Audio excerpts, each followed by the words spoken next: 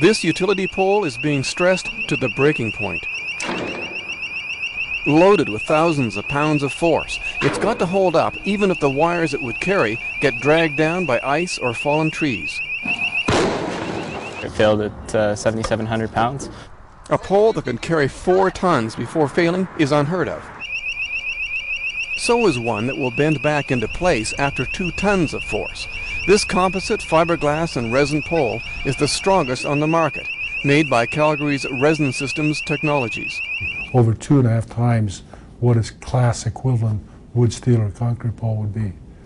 In the Quebec ice storm of 1998, with these poles, the ice would have brought down only the wires, making repair faster, the blackouts shorter. Gianellia led the building of the bridge to PEI in 1997. Thinking about corrosion and salt water led him to look at composites. In the barrier walls for the bridge deck. Research into composites for power grids, bridges, and highways is underway at this lab in Winnipeg and across Canada.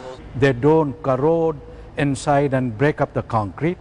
They are light, so you can transport them cheaply. I think in the long term, you'll get the cost effect will be such that they'll dominate.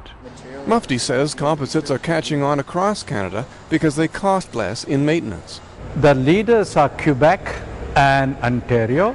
These cost more than regular poles, but they're cheaper when you factor in installation and shipping. We never make anything that's anything other than a net 30 feet. Like a giant nesting toy, poles are made by putting together sections that come in lengths that are easy to ship. If I want a stronger 45-foot pole, I take that off and I put that on. Various combinations make different heights and strengths. RS now sells in 7 countries. It's been built into design software used by 80% of U.S. utilities, a sign of how composites are catching on. Dave Sims, CBC News, Calgary.